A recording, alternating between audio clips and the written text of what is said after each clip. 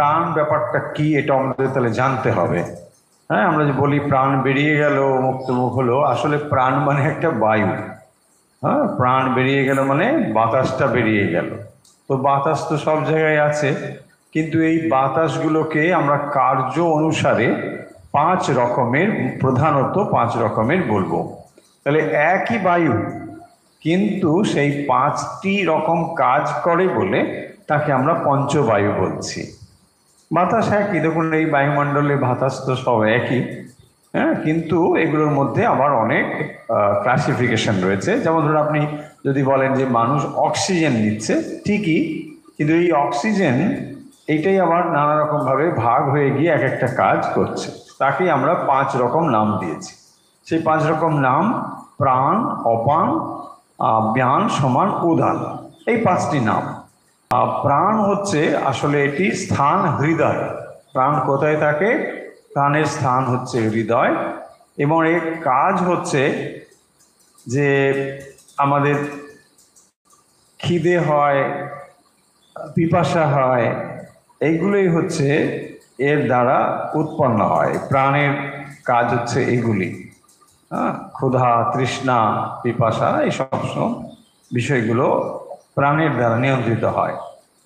তাহলে প্রাণবায়ু যদি কমে যায় তাহলে দেখবেন ক্ষুধা, পিপাসা এগুলো কিন্তু কমে যাবে। আবার এগুলো ওর বর্ধকও বটে। খাদ্য না থাকলে প্রাণবায়ু আস্তে আস্তে ক্ষীণ হয়ে যাবে। এসবই এইভাবে নির্ভরশীল। তাহলে প্রাণ মোটামুটি আমরা শিখে নিলাম। প্রাণের স্থান হচ্ছে হৃদয়, আর এর কাজ হচ্ছে ক্ষুধা, পিপাসা উৎপন্ন করে। এবারে ঠিক উল্টো দিকে আছে অপান। অপানের জায়গা কোথায়? না, নাভি থেকে নিচে। নাভি থেকে নিচে এইটি হলো অপানের স্থান। আর এ মূলত যে কাজটি করে তা হলো মলমূত্র আদি অধোগামী করতে সাহায্য করে। এটা হলো অপানের কাজ। তাহলে প্রাণ হয়ে গেল, অপান হয়ে গেল, আমরা বুঝে গেলাম। মোটামুটি আইডিয়াগুলো মাথার মধ্যে রাখতে হবে যে 5টি প্রাণ কিভাবে আমাদের দেহে কোথায় কোথায় কিভাবে কাজ করছে, তাহলে দেখবেন জিনিসটা বেশ পরিষ্কার থাকবে। আচ্ছা, এবারে হলো সমান। সমান কি করে? না, সমান হচ্ছে এটি নাড়িতে থাকে। সমান বায়ু যেটি, সেটি নাড়িতে থাকে, এবং যে অন্ন আমরা গ্রহণ করি বা যে পানীয় আমরা গ্রহণ করি এগুলোকে পাচন করে বিভিন্ন জায়গায় পাঠিয়ে দেওয়ার কাজ করছে সমান বায়ু। তাহলে পাচনের মূলত কাজ কিন্তু সমানের। পাচন বায়ু ঠিকঠাকভাবে কাজ করবে সমান বায়ু পাচনের জন্য।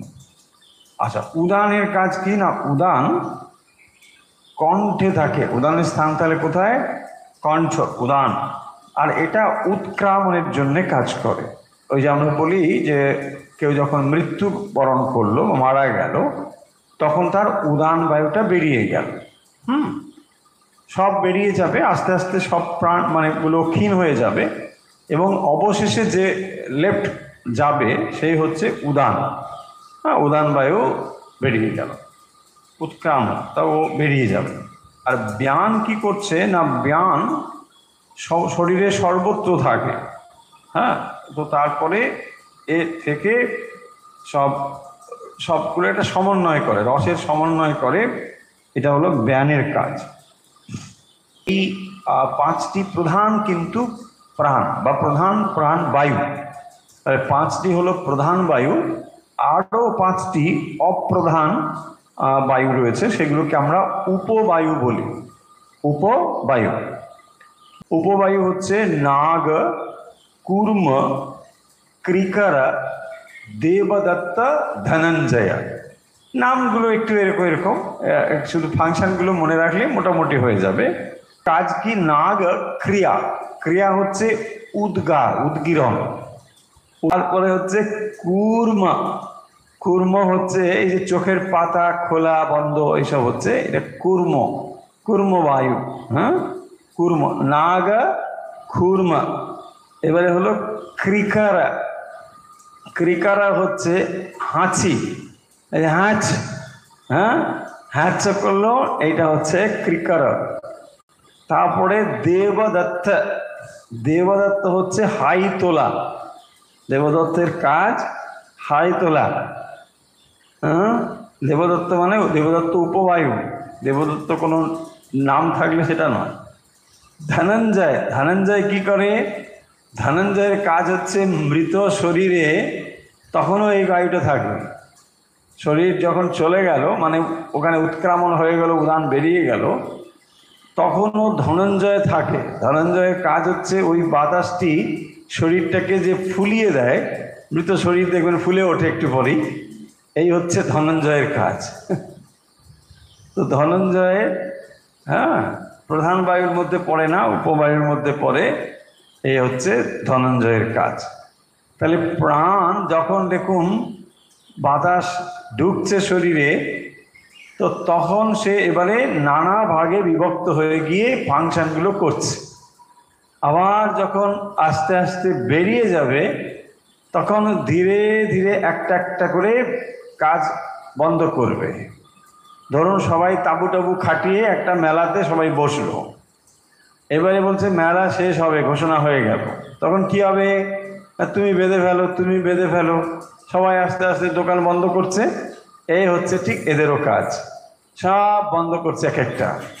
হ্যাঁ, তারপরে শেষ পর্যন্ত যখন উড়ানটা বেরিয়ে গেল, তখন আমরা বললাম দোকান বন্ধ হয়ে গেল। এই পূর্ণভাবে দোকান বন্ধ হয়ে প্রাণ বেরিয়ে গেল। হরি ওম তৎসৎ হয়ে গেল। হ্যাঁ, পূর্ণ হচ্ছে চোখ খোলা বন্ধ করা, চোখ খোলা, এই যে পিটিস পিটিস, চোখ পিটিস, হ্যাঁ, চোখ পিটিস করছে কুর্মের কাজ, কুর্ম বায়ু।